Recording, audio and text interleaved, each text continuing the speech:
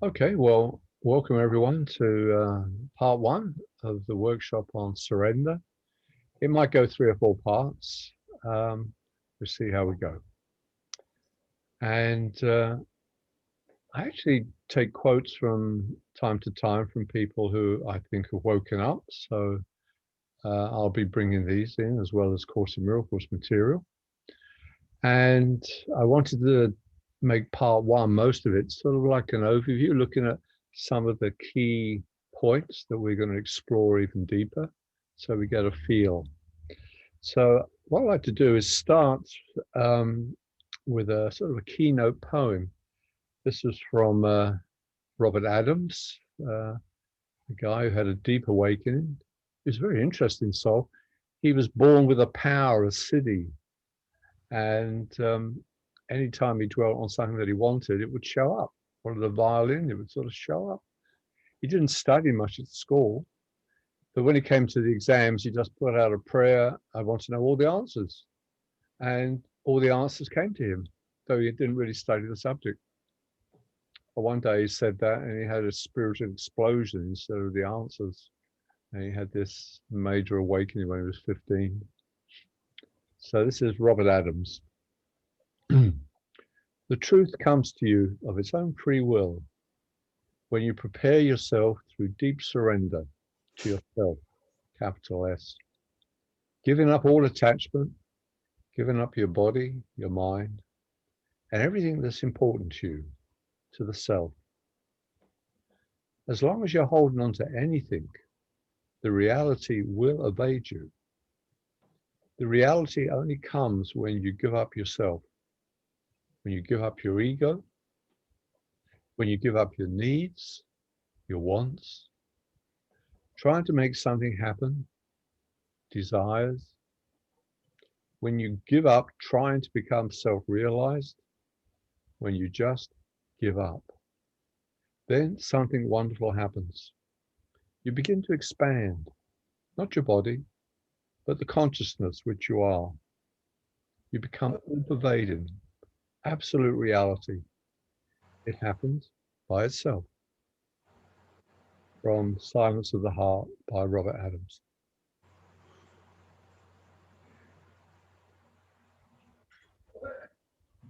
Any comments?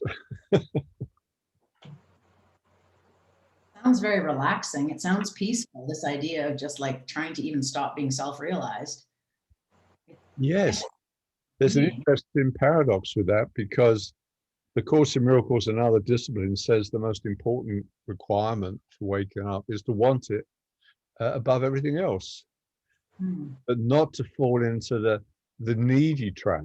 And this happens so quickly. Like, this is what I want, and I think I'll double my meditations, switch to being a vegan, and put 3 crystals under my pillow instead of 1. And I'm sure I'll make it by the end of the month, and the end of the month comes. And a teacher I also love, Adya Shanti, said, I had a PhD in this. I threw myself at it, I didn't take holidays, I meditated. I didn't have a girlfriend, I didn't have time, I had to meditate. And we'll look at some of his quotes later. And he didn't get anywhere because it was a combination of wanting to wake up and the ego coming in and grasping and demanding the time of when it happens. And I'm in charge of this process still. Thanks to the trap most people fall into. Okay, so we can look at some of the keynotes around the workshop.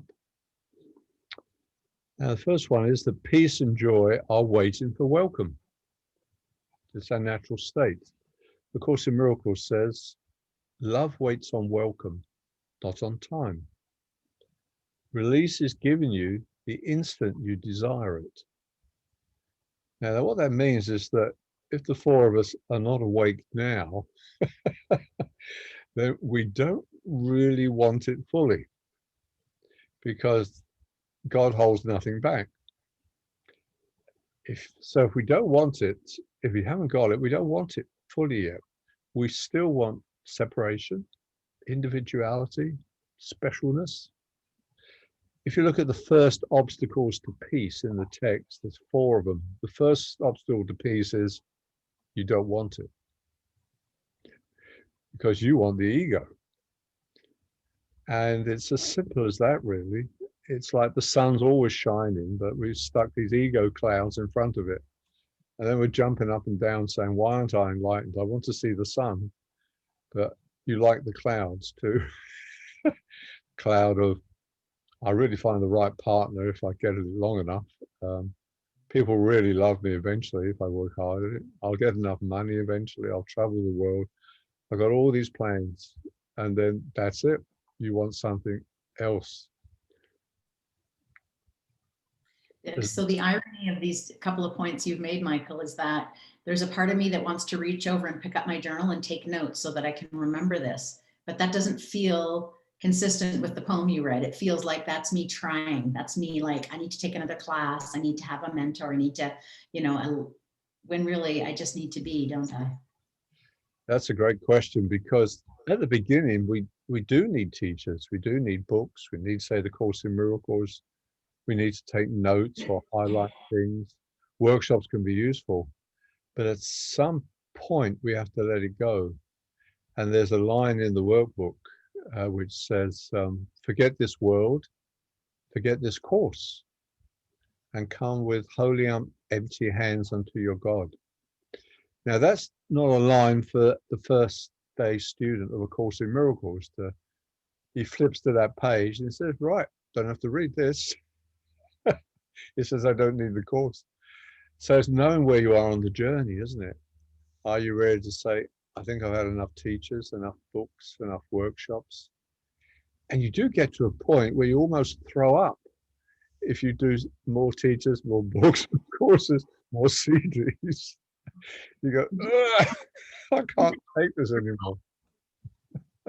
You say you almost throw up, Michael? Is that what you said?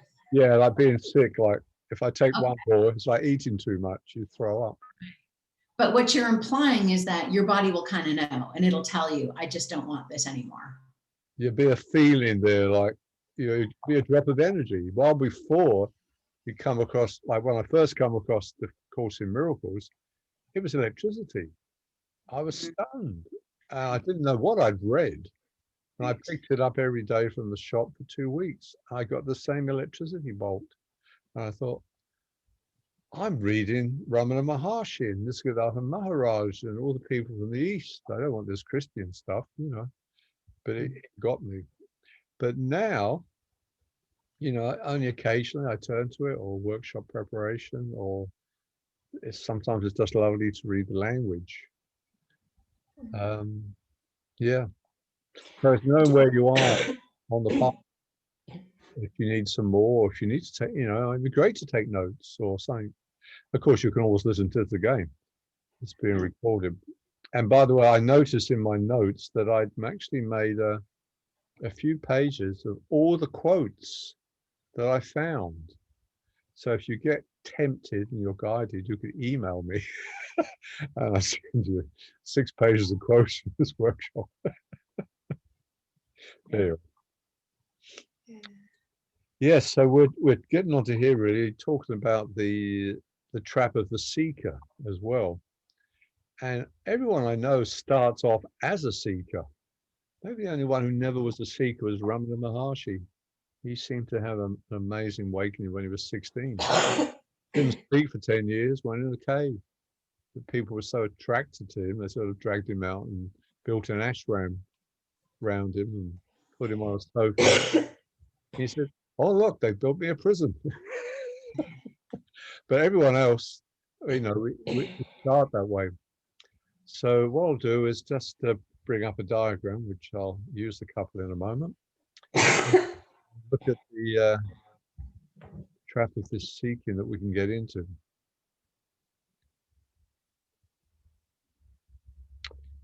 Can everyone see a picture? Yes. Yeah. So there's the seeker's trap, running like mad, putting all this energy in. If I look hard enough, I will find that peace. But down here is what God created, the natural state of peace and joy, which is always trying to ride up. This is like water, this is like a bubble trying to come into our consciousness. It would happen naturally. But we've made this rather interesting brick wall here. And this is all our guilt, our self-created barriers, judgments, ego identification, restlessness, activity. And a lot of it might be spiritual.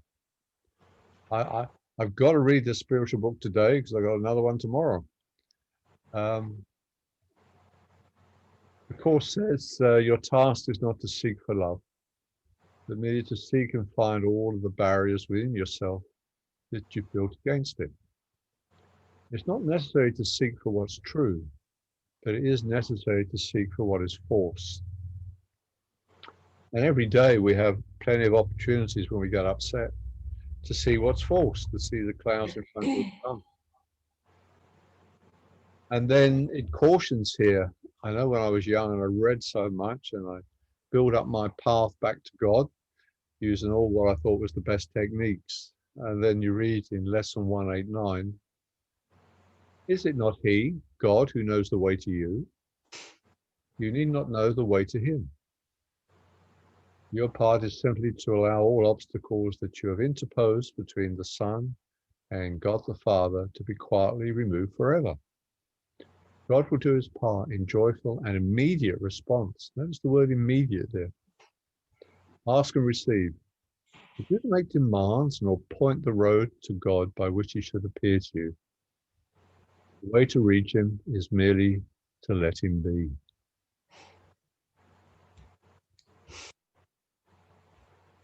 Any comments on that before we move on to the next one?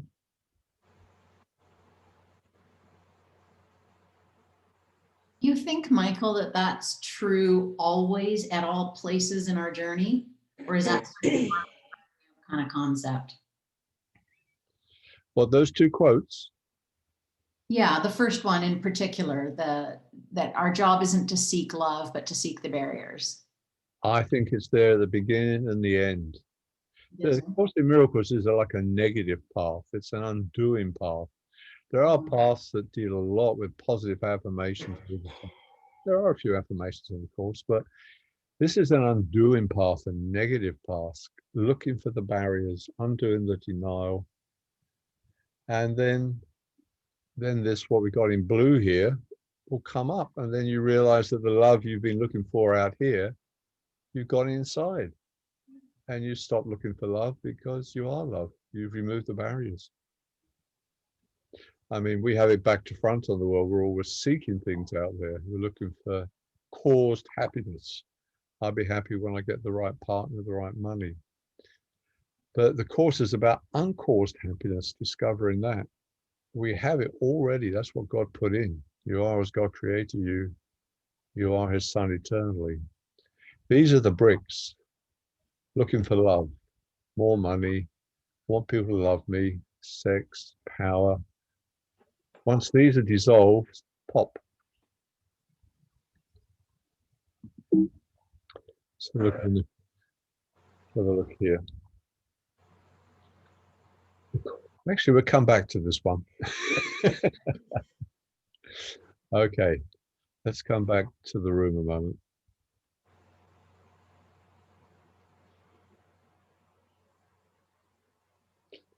So that's about the first one. It's all there waiting for us. That's the good news, isn't it? You don't have to learn love. You don't have to learn wisdom. It's just waiting for you once you want it. In other words, when you don't want everything else in the illusion, the dream.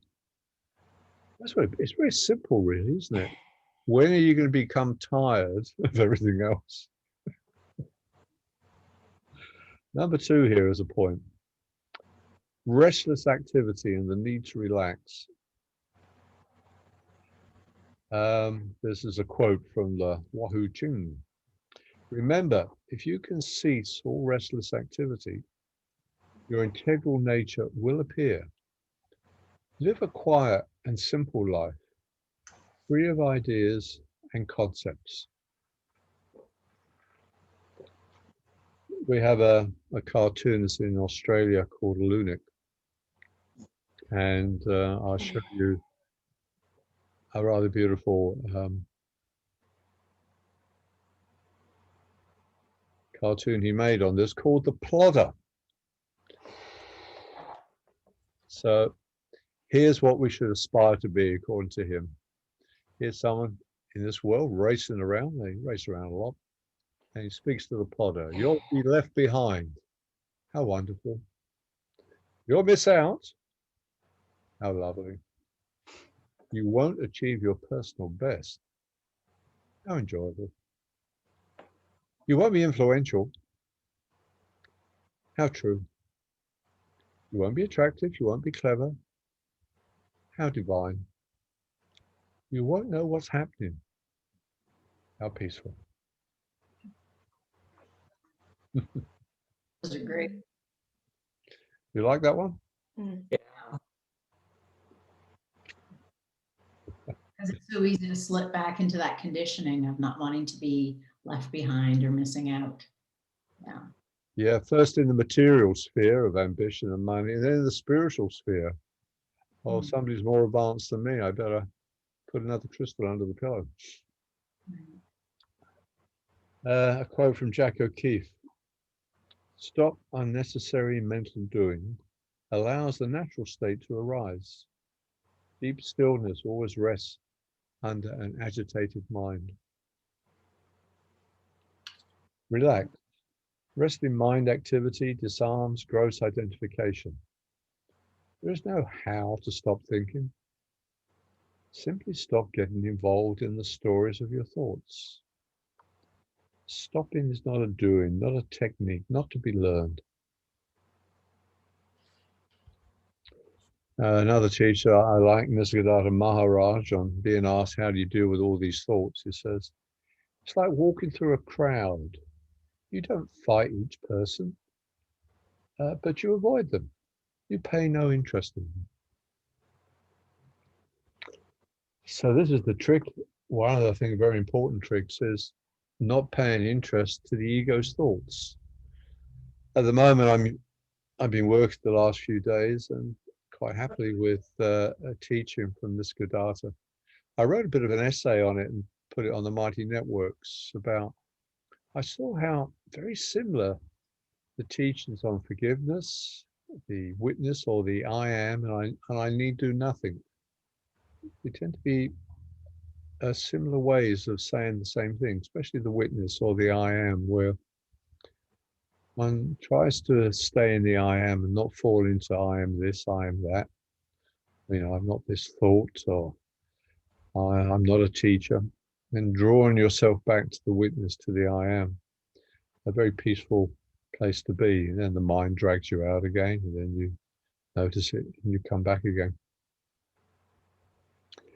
And that's very much the plodder's attitude in the moment, just being with what comes up and bring yourself back. Can I ask a question, Michael? Sure. So I like the idea of being the witness for sure. I love the power of the I am. I have been practicing saying, I am love, I am light. And then I read your posting saying that we shouldn't add anything past I am. That confuses me. Okay. So I'm not saying this is easy, but you know, when you wake up in the morning, the first thing that comes is that I'm here. I am. And then the next one is I am late. I am lazy. I should be doing this.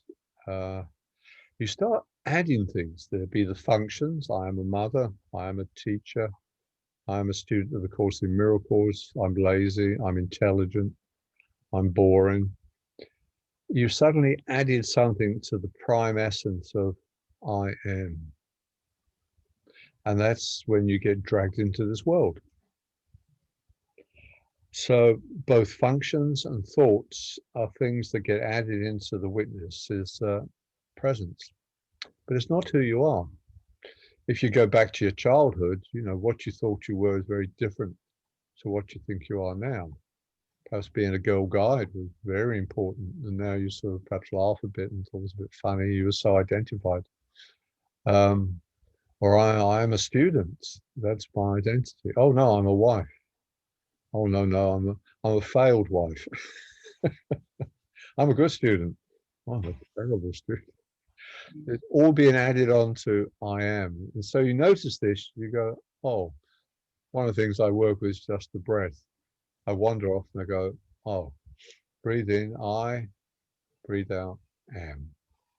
And I suddenly get recentered back in before the next thought or thing will try and pull me out. So it's not easy at the beginning. But when you listen to the people who work with it, with time, it gets easier. And it's also forgiveness. One of the definitions I particularly like of forgiveness is still and quietly does nothing. It merely looks and waits and judges not. Well, that's what the witness in the I am is doing. It's just looking, wincing, doing nothing, waiting for the time when things will wake up and change, not judging. So you could also see it that way. Does that help, Jennifer? Yeah, I do understand what you're saying for sure. I'm still not sure whether it's okay to be saying I am love, I am light. Oh, no, you don't say that. You're only saying what you're not. So it's, yeah, you don't, it's not a positive affirmation. So you don't go around saying that has its place, but it's not this technique. So you don't go around saying I'm light, I'm love, I'm beauty, I'm God. While you're doing that bit, it's when you add things from the world. If you really knew you were love, you wouldn't be doing the exercise. Oh my gosh, so true. Whew. Now, what I do is I still incorporate some of that. It's just my way. It may not be your way. But in the course, there's about a dozen affirmations. And through Tina, he talks of them, that what they are really is examples of the law of manifestation. So if you say, I am the son or I am the daughter of God, and you repeat that often enough, you start to start up a vibration of attraction to bring that awareness to you. You probably don't believe a word of it to begin with, or I am the light. Another one is, today salvation has come. And you go, what? I don't see it. But as you say it and you repeat it, it sets up a manifestation vibration, and it starts to draw it to you a little. So sometimes after I've, say, been trapped in thought and I've brought myself back with the I am, I might just say, I am the Son of God. I am as God created me. I am his son eternally. And I find it feels good to say it. So I just add that bit on. It's not part of the I am exercise though. Okay. Get that, thank you. Okay. I've been having fun with that the last 4 days. And I've had 4 good nights of sleep, which is very interesting. Because my sleep's been rather ropey the last few weeks, waking up and things like that.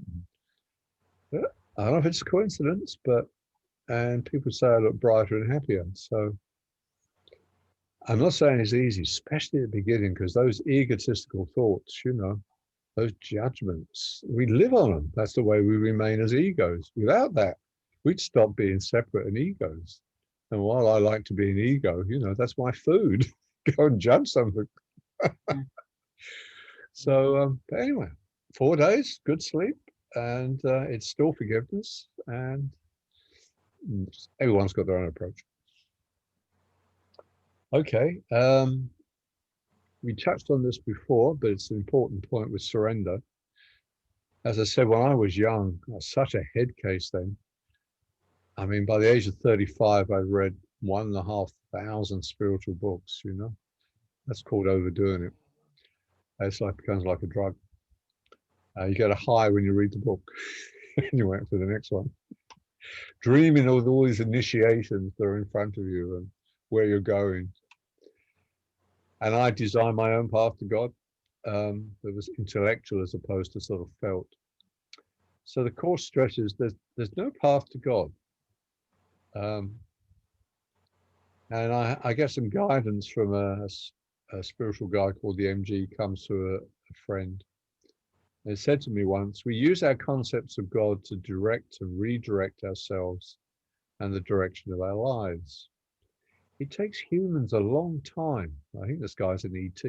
It takes humans a long time to realize that there is no concept for God and no direction to him. The oneness we crave dissolves the moment we set ourselves on a path. Ponder that one a moment. To stop in the oneness requires dissolution of ourselves. So we keep moving on our path hastily. And I sometimes sort of get diagrams when these things come up. And let's press the wrong button. Let's try another button. Let's try that button. Oh, that's better. And the diagram I got was, here's me. I've designed my spiritual path. Up here, there's this wonderful mountain, God, that I'm going to. And I'm really busy doing all these spiritual things. And above me, there's God with his finger. And he's trying to tap me. And if he can just tap me, I'm going to wake up. But I'm moving too fast for God, you see. God can't hit a moving target. And the MG guidance said, if you could just stop on the path, then there would be that chance to wake up and God could tap his finger on my head. But everyone I know, including nearly all the greats, start on a path. That's what seems logical. And it's no good trying to get off it if you feel very much on it. And you've got all your disciplines and everything going. But in the Course in Miracles, it warns that even doing the lessons, don't turn them into rituals. Like being in the moment with them and be relaxed about them. And what I just described, like the I am and the witness, be relaxed about them. Otherwise, the ego's going to get hold of it and it's going to punish me for moving out of the I am too often. One has to sort of be very light with this. And when we, that great metaphor that's used is the caterpillar that turns into the butterfly. And you look at this slow-moving caterpillar with 100 legs, and he's talking to other caterpillars, and they hear there's something called enlightenment, and they all think it sounds wonderful. And they make up their idea, a safe idea, of what this is going to be, and they come up with this. I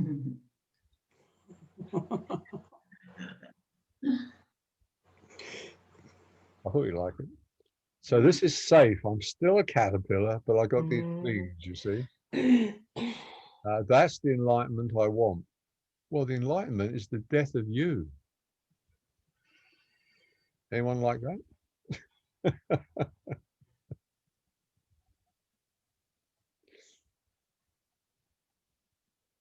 Hi, caterpillars.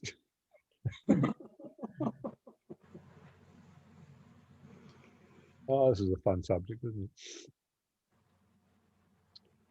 So once we got, and everyone's in the back of their mind got some idea perhaps what this enlightenment would be like. But it's usually something added to the ego, added to me, wings to the caterpillar. I'll be more loving, I'll be nicer, I'll be this, I'll be that.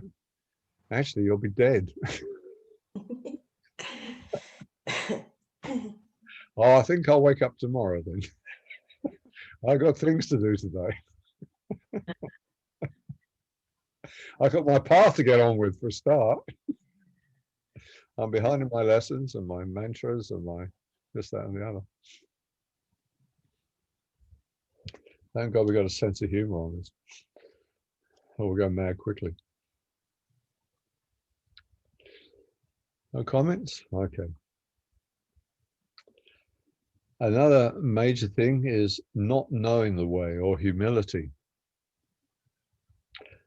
The Course says, And we saw that your task is not to seek for love, but merely to seek and find all the barriers within yourself that you built against it. So recognize you know nothing really.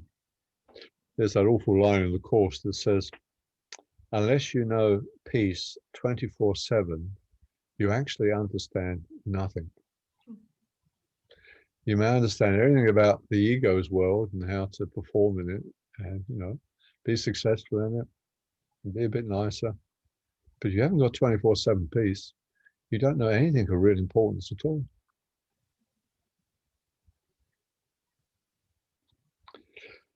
Another aspect is awareness. From the American teacher Adyashanti. This awareness is not thinking. This awareness that is not thinking, if applied with great consistency, will cause mind, thought, the dominance of mind, the tyranny of mind, to spontaneously collapse. Sounds like somebody just collapsed. And these words are similar, aren't they? The witness, awareness, forgiveness. Forgiveness is still and quietly does nothing. It merely looks and waits and judges not. They're all in the same family.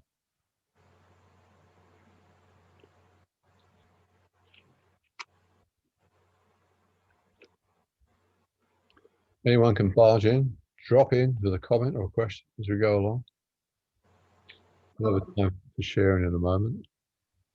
I like what you said, and the witness and forgiveness and awareness are all still and they're all quiet, and they're all completely the opposite to how we've been brought up, right? I mean, everything I was taught and learned from a young age was about accomplishment and doing and getting somewhere and getting to the top. And it's just you're right. I mean, the Course in Miracles is a massive undoing because boy, we've been wound up the wrong way. Well said. Yes, and we're taught to be very productive. Yeah. Productivity is very important, very efficient. I mean, they all have their place at certain times. If you're fixing the punch on your car, it's good to be productive and know how to take the wheel off and put it back on again. So Adyashanti had a nice phrase once about the different minds. He says, the only mind you really need is what I call the toolbox mind. It's things you need like changing the wheel, working on a computer, cooking the meal. And then you need logic and reason and facts, But even then you might get a bit of intuition when you stop following the recipe and throw some other ingredient in, it can still sneak in. So we need a toolbox mind, but for God's sake, don't use that for spiritual awakening.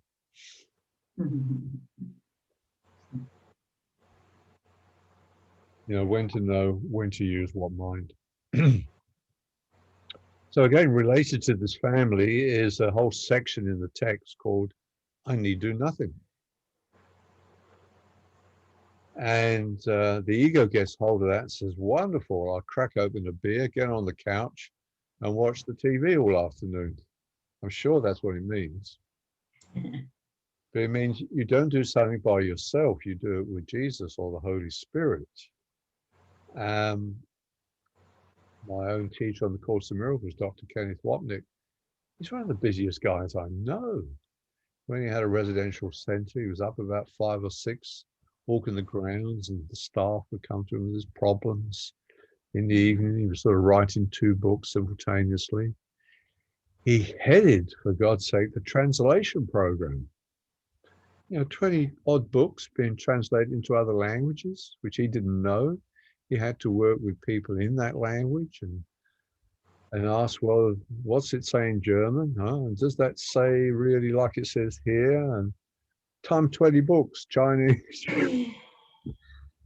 And, he always had a smile and a laugh. He's full of energy. I asked him when he slept, and he said, don't be nosy. But I don't think he had catnaps. But I had a sense that he did nothing. And when he gave his 3, I go there to his centers in America, like Roscoe and Temecula, and you do a 2-day workshop without notes. And, you know, he would do once, he'd cover the whole of the psychotherapy pamphlet. And he'd do it in the right time. He said he did have some notes. I had a look. They were just quotes and numbers of pages that he'd bring up.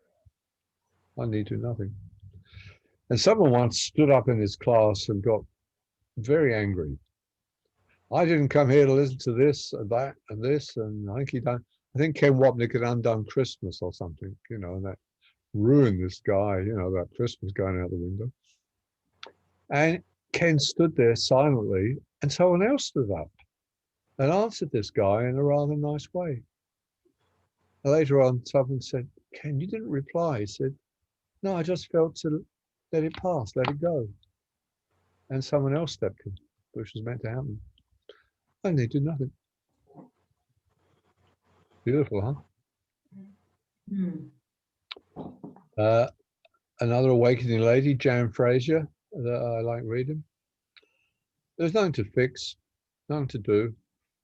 Nothing needs to be better, nicer, or in a certain way. All that stuff is just thoughts. There's no need to take any interest in it. How things are just fine. Rest on the inside. She says, I just like when I get the time to go out and sit in the yard and watch the trees. That's happened to me a bit. They have to be careful around here. Small community, you know, small island. And we got the sea, and it's all right if I sit on the bench and look out to sea. Everyone thinks I'm counting whales or looking for dolphins, you know, that's all. There's a nice park here, and the trees wave, and I sit on the bench, and then I learned from another friend, you sit on the bench, but you hold a book in front of you. You don't read it. And then you see the locals going by and saying, oh, look, there's Michael reading a book. If they look carefully, the pages don't turn. And why I thought about this was because an acquaintance said, yeah, I used to do this. And this guy walked by. I was just looking around. And he came back 20 minutes later and he kindly come up and said, are you all right?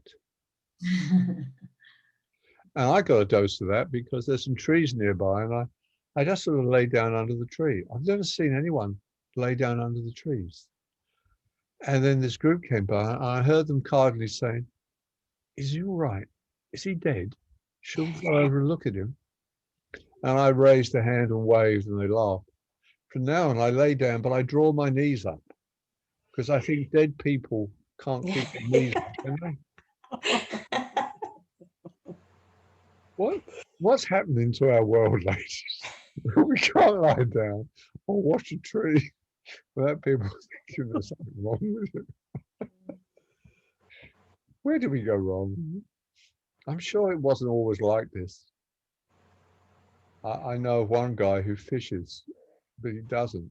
There's no hook or anything on his line, but he just wants to sit by the river.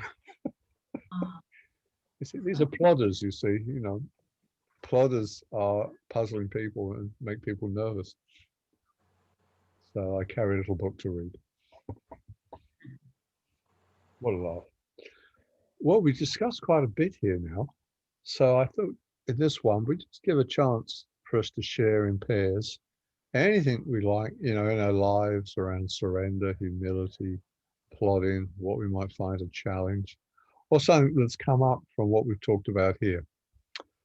So I'll put us into rooms of two now. And most of you know this, perhaps Sherry doesn't. We choose A and B. And A for 5 minutes can share anything they like about this or about themselves. And B, your job is to try and listen without judgment, be a witness, but you're not allowed to say one word.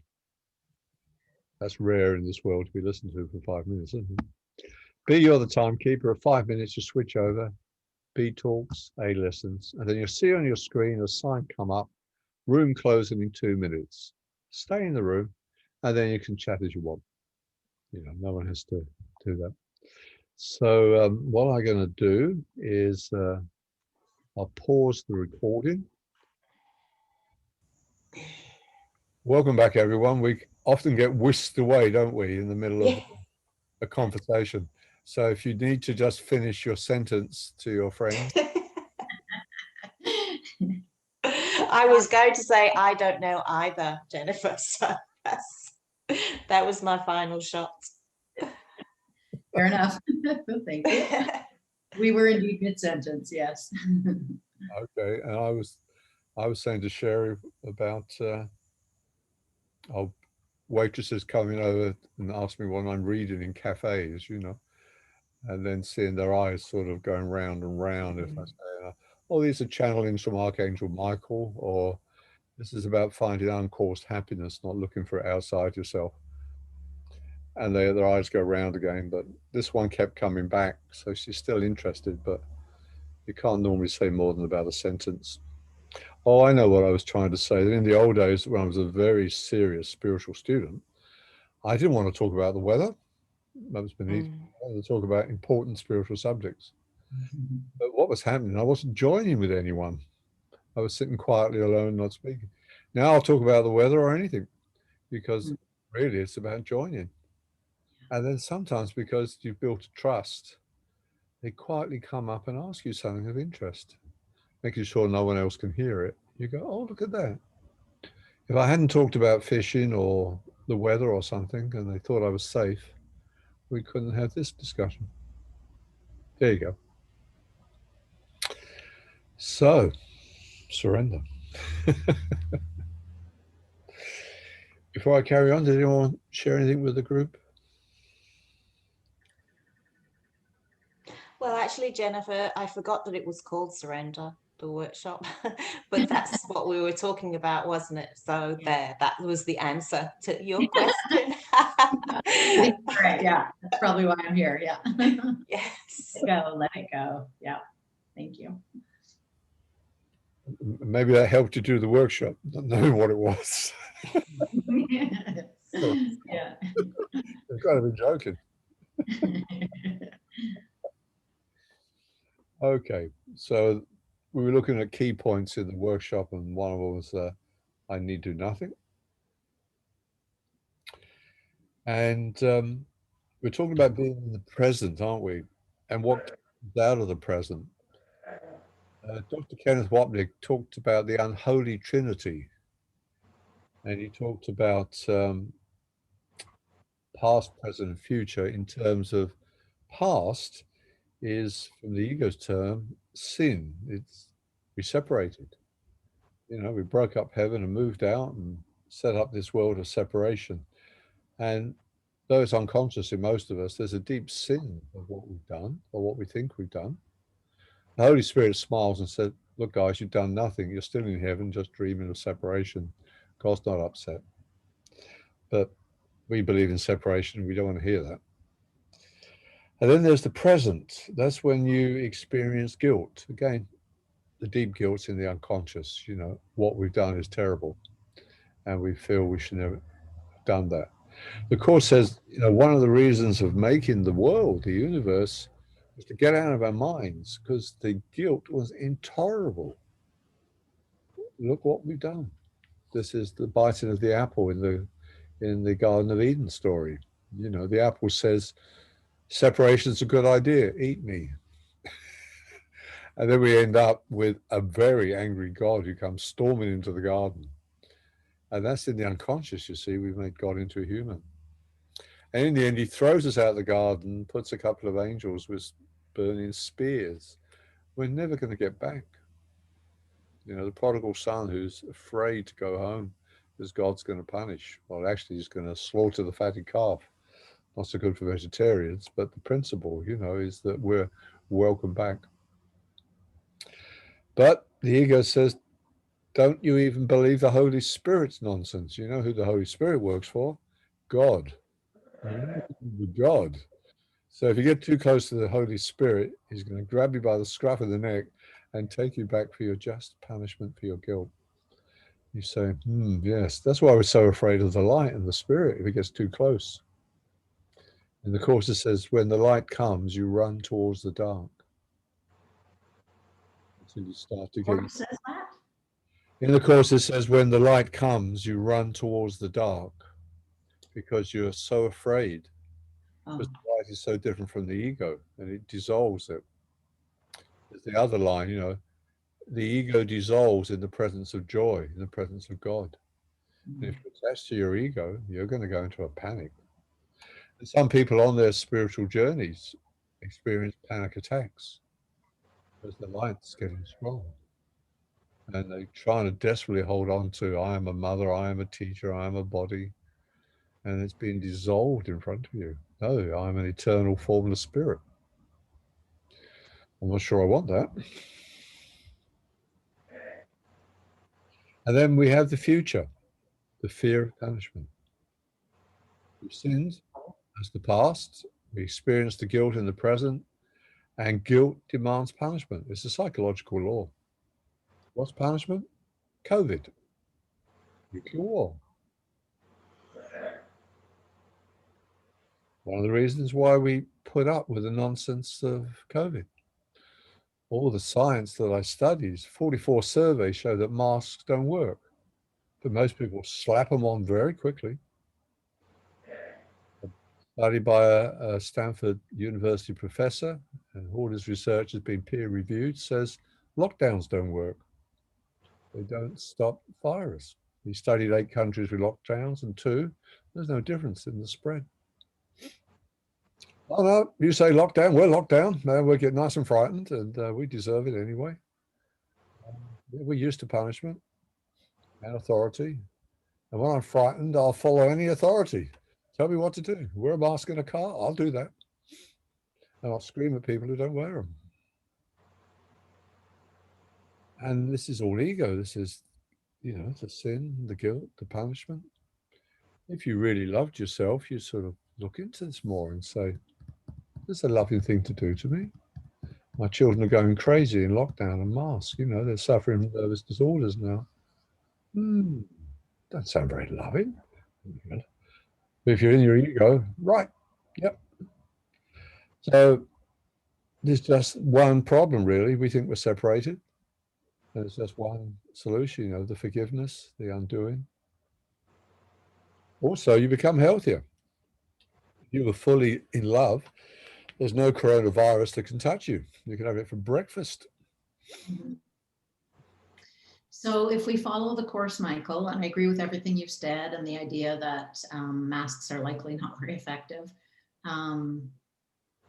we can't really spend much time sitting in that place of masks are not effective, because that just encourages the divisiveness, the separation, the us versus them, right? That's not a loving thought, even though I agree with you. Are you talking particularly about masks, say? Yeah, as an example, it could be any thought, but yeah. Well, a loving thing is you might in public put one on because you're scaring the life out of everyone else. Right. They're throwing books at you, and you think they think you're going to kill them, and you might just put up with it. I've had very little opportunity to wear masks, but I remove all the inner layers of the mask. That's great. It's easy to breathe. Yeah. Don't tell anyone. Isn't it surprising that transparent masks haven't become a thing, right? Because we could, think of all the little babies that are looking at us and are not seeing facial expression. There are such things as transparent masks, and for some reason are not making it to the market. How much? That'd be perfect, wouldn't it? They probably, if it's transparent, it can't work. Maybe. Just guessing. I got a video of a doctor. He's got one of these devices that makes a lot of smoke, and he puts on every mask that's around. He lifts the mask up, he inhales all the smoke, closes it, and he breathes out. And you see, oh no, gashes out the bottom. He gets better and better masks. He just blow at the top. And he said, particles are larger than the virus, he says. But what you say, Jennifer, it may be the loving thing to put it on. And then, you want to go in the shop, they want to let you in. If you want your food, put it on. For sure. And I'll do it for other people, for sure, because I do agree that that's loving. I just question, how much time I spend searching the internet on whether masks are useful, right? You said that there are 44 studies out there. I'm not surprised. I just confuse myself sometimes when I think, wait, maybe I shouldn't be focusing on this, you know? It's a real balance, isn't it? Because now the vaccines have arrived in Australia, and they especially want older people like me taking them, you see. So I do research, and I find they're not vaccines, in that they don't actually prevent the disease. And when you get the disease, they don't prevent it transmitting. So it's not a vaccine. Pfizer has said that. We never looked for it in our trials, you know. Moderna said it might prevent you getting it, but they've got no peer-reviewed research, and they're already being criticized. So, okay, it's not a vaccine, so why am I taking it? I could take it if I got COVID, but most people don't get symptoms. And then, then I'm fighting. A lot of people are dropping dead. About 600 so far in the first 2 months after a few days. Well, they could say that's other things, but then you read that only 1% of people actually report the effects of taking a vaccine. So there's more than 600 dropping dead, you see. And then I realized the FDA have called it an experimental drug. It's not a safe drug. So I've decided not to be a guinea pig. And I also read that the effects of gene modification could be months down the line. The effects could show up in a year. And it's in your body now. So I want to make this talk on vaccines, but the aspect of surrender comes up. You were making the good point that, okay, we'll wear the mask. It's a loving thing for some people, and others that don't need it, we'll take it off. And people are scared, so you may have to surrender to not giving advice and just waiting to be asked. You know, if anyone asks you, then I can give my research. And so there you go. Anyone else want to comment? Well, I'm glad you do that thing with the mask, because it makes me feel slightly better about what I do. Because I don't like this whole thing about COVID. I just think the whole thing's a bit of a sham, really. But so what I do, I don't know whether for Jennifer and Sherry it's the same where you are, but when you go into anywhere, like a cafe or something like that, you have this little thing, you take a photo of it with your phone, and then you have to put in your details, and you can, if you want, add other people, and then that goes off, so it's tracking where you've been. And so I'm just not doing this, but it can be very difficult to get away with it.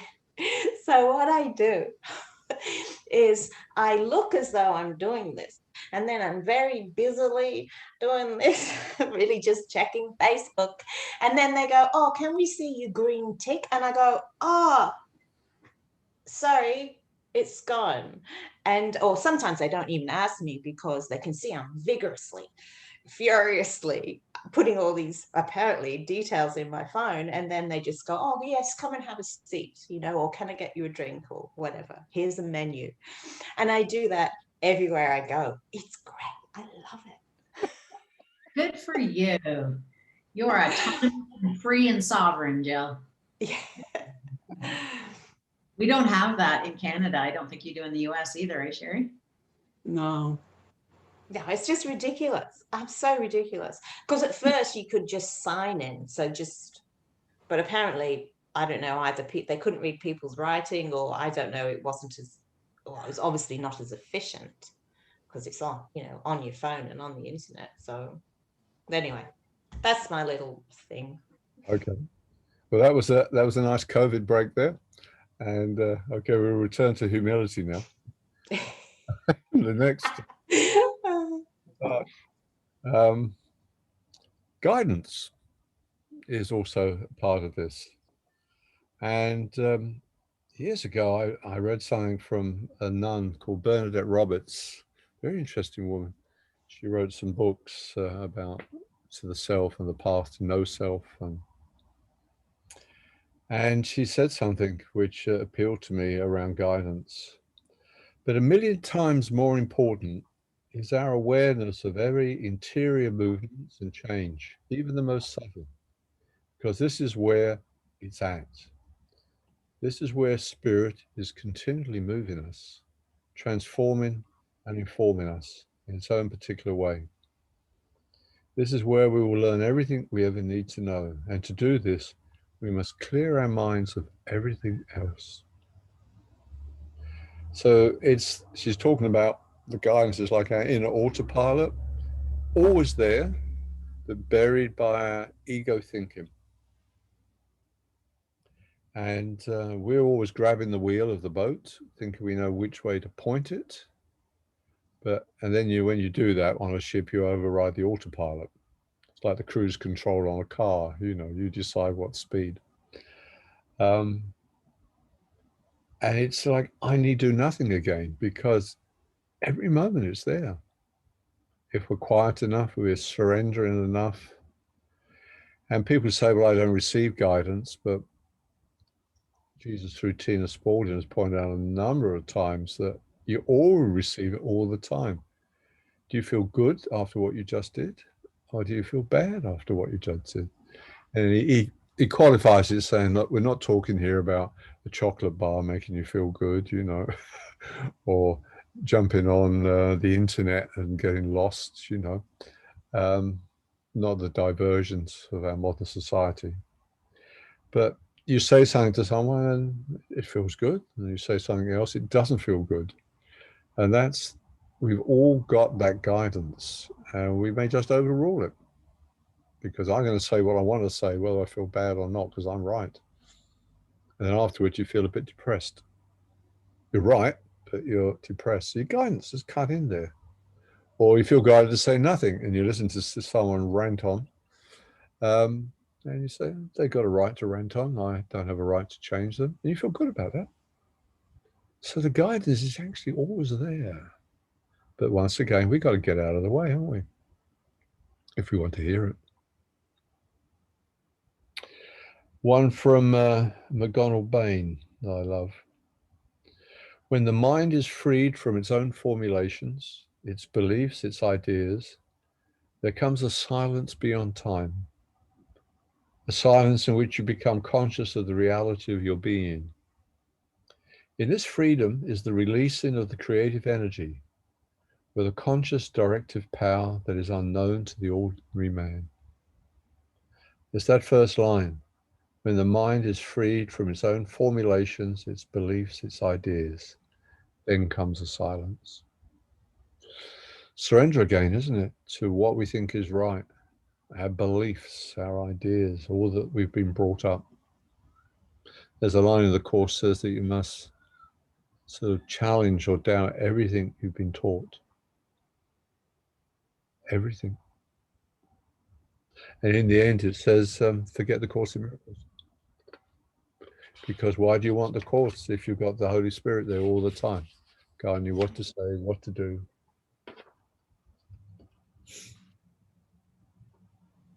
We know all the answers, right? They're all inside. The Course just teaches us that, and we can let it go and just go in.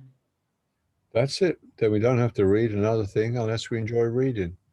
Shanti, who I think is a very awake guy, says, I still like to read some spiritual literature because I enjoy the way it's written and the way they presented it, You're not doing it to learn anything.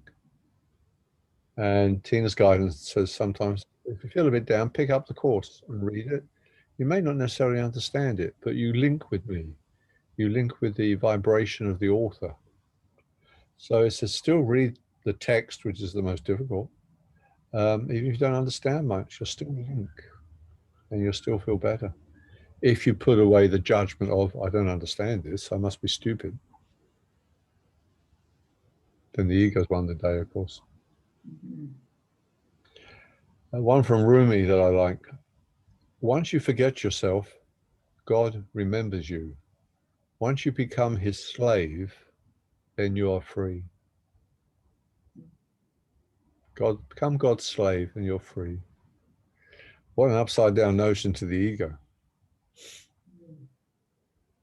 I'm in control, thank you. And without my guidance, it'll all be chaos. It doesn't tell you that most of your life is chaos now. I'm following the ego. But it's always got another plan. Okay, that one didn't work, but I have another one for you. And that follows that line of the Course, seek but do not find. It's the way of the ego. I'll always give you something else to seek.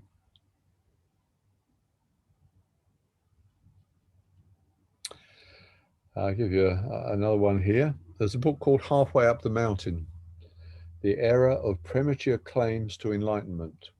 How about that? It was talking about there's a lot of gurus out there, and some have had some good awakenings, and then the awakening's gone, which often happens. Then they carry on as if they're awakened.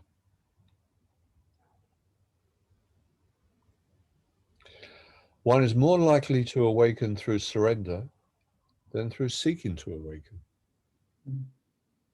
The effort to awaken is the effort of the ego, whereas to surrender is to give up all efforts and to place oneself in the hands of a vast force that is more powerful than any realization of non-duality. When one finally gives up one's futile attempts to make reality conform to one's own wishes and allows it to unfold on its own terms, all the energy that was tied up in foolish attempts to manipulate the universe is freed up.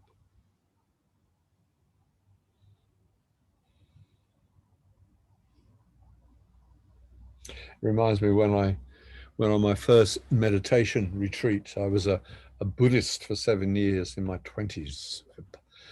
Theravada Buddhism, the old school. And they were doing the Vipassana retreats, 7 days of silence and full-on meditation. I thought, right, I'm going to do this and get enlightened. Not a good idea to go there with that one.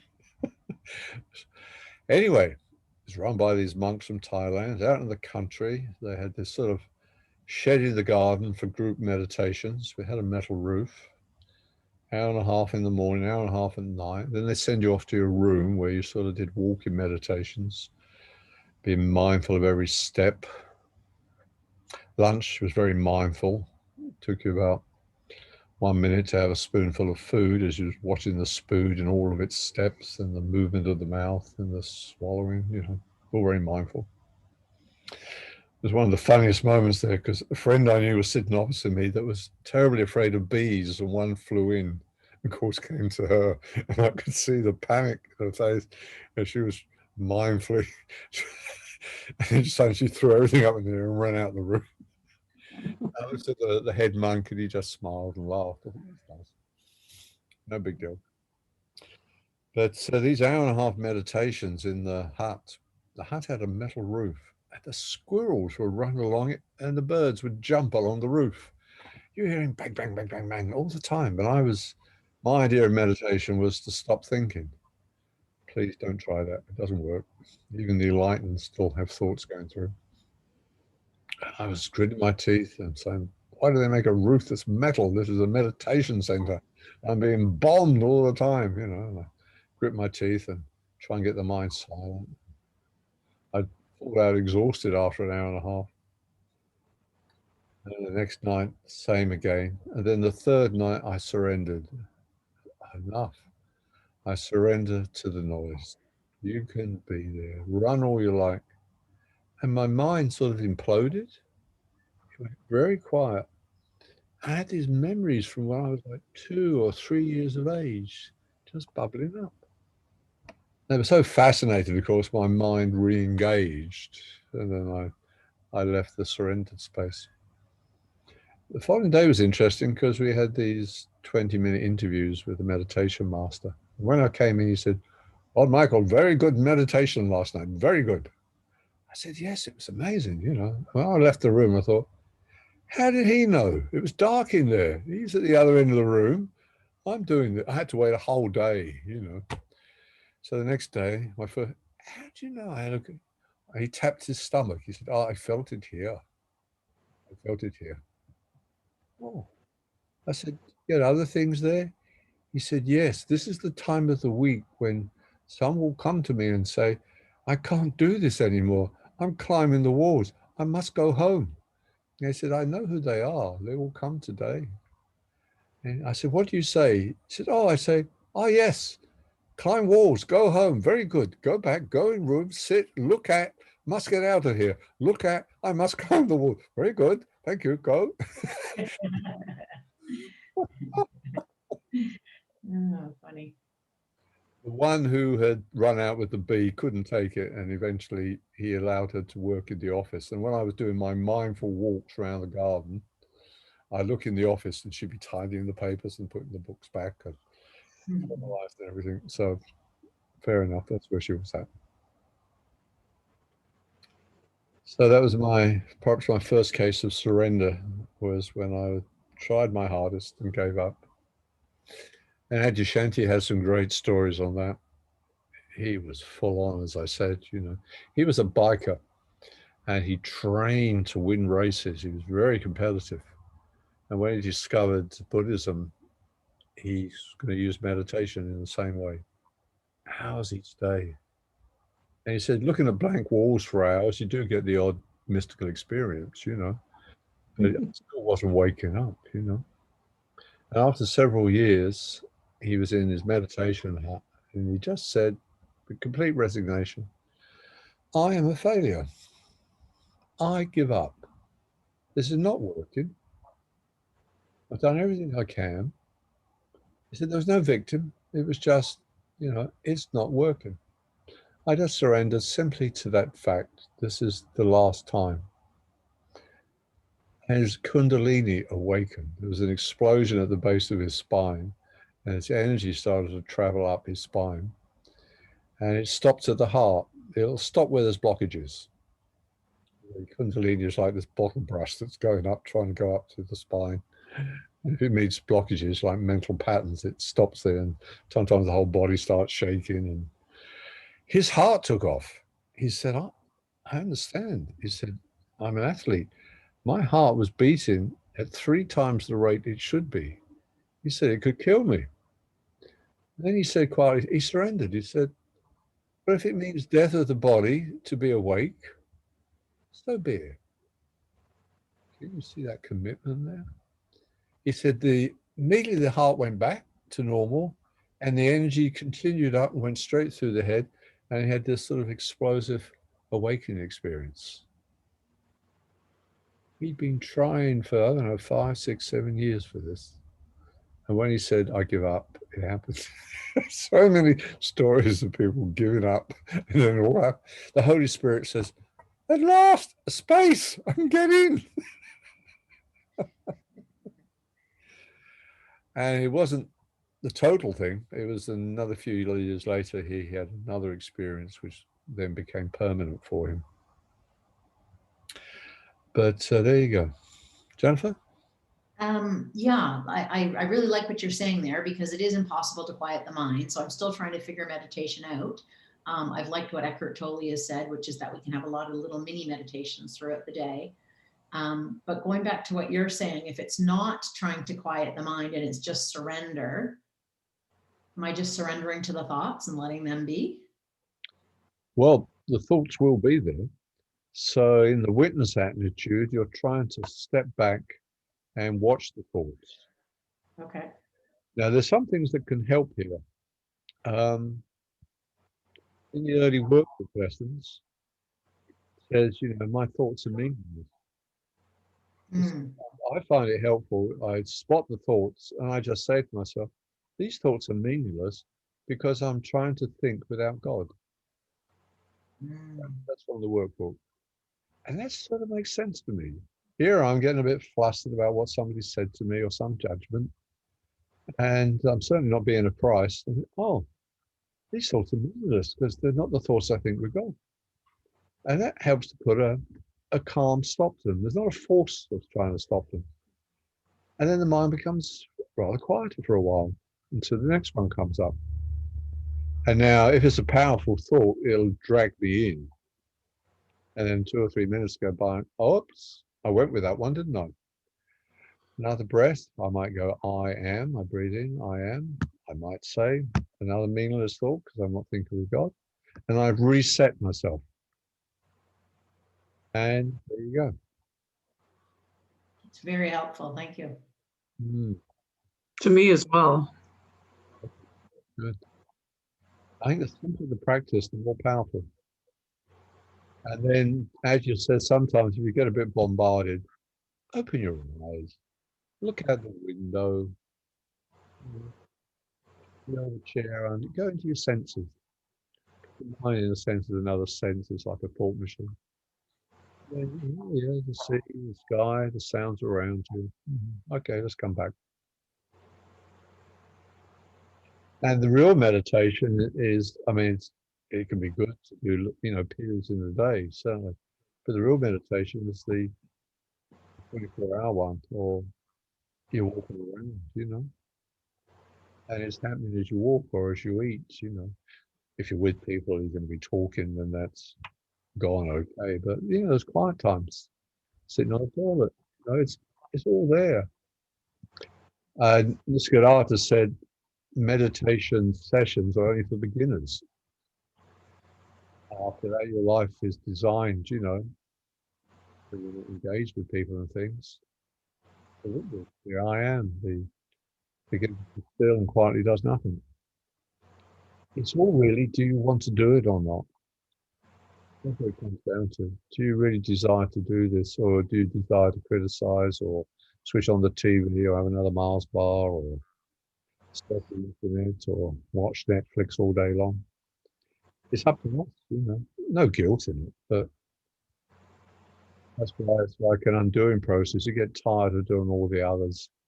And you begin to enjoy peace and silence more than negativity or too much TV. Or we all get what we want, don't we? We're all manifesting. This is the laws of manifestation. What you focus on, you draw to you. There's so many people around here, and they are definitely interested in spirituality, but you can't sort of talk longer than about 10 minutes. You see them twitching. You wonder what the waves are like, or is it a good time to surf? You know, fair enough. And I've got to do something. I've got to start moving now. And that's where we're at. Okay, no judgment, but we'll do what we want to do. That's why, you know, I don't see people who are about 20 or 25 or 30 in these groups or in my workshops. They're starting around 40, 50, because they've tried everything else and they're not being successful. And they can be the unhappy ones.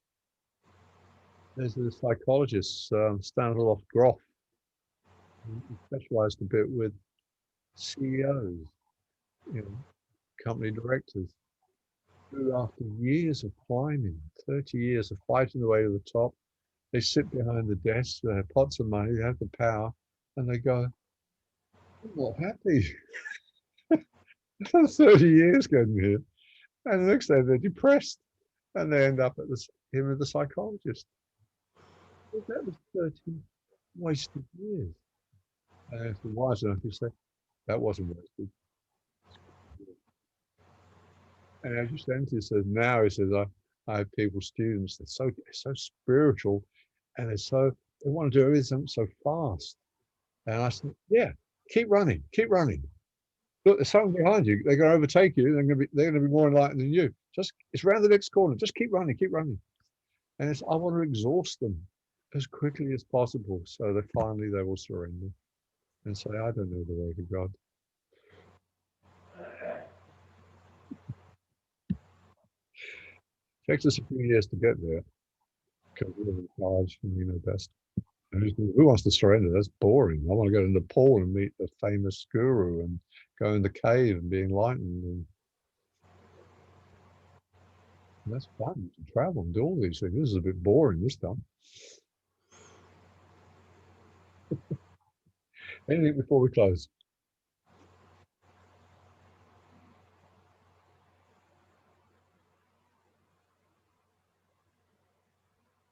You look like you've all surrendered. It was a success. Success. Well, you know, I'll put this video up to be looked again. I just ask, in case this is private, what would you think if I made this a public video? Would you say yes or no to it, or would you just prefer to keep it in-house? Just give other people a chance to see and learn. I'm quite happy just to keep it in-house. So what do you feel? Be okay either way. If it helps somebody, I guess it's good. It's been a good session, so I think it could help others, but some people want to be private, and I'll honor that. What do you think, Jill? I'm okay either way. Maybe I don't want the police knocking on my door about my COVID thing.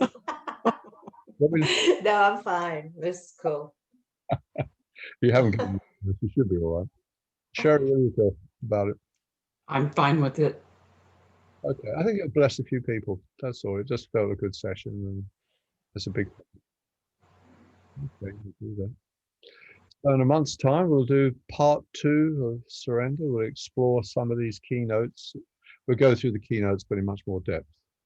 That's why we might need another sort of 3 sessions. This was a weekend workshop, 9 to 5. So there's quite a lot of material here. Lovely. Any final thing? Well, it's been lovely being with you. I really enjoyed it. It was a great group. These small groups can be really good in that we can have our chats and our intimacy and our sharing. So, okay. Thank you very much. Thank you so much. Okay, good people. And if any of you are tempted for all the quotes from all 4 sessions, just give us a call and I'll just put them in a PDF and send them to you. Okay. I might see some of you in a couple of weeks' time when we do a group healing session. Okay. Thank you so much, Michael. And thank you, Jill and Sherry. Nice to see you guys. Thank you. Good to see you as well. Thank you so much. I love Okay. you. Bye. Bye. Okay. Bye-bye.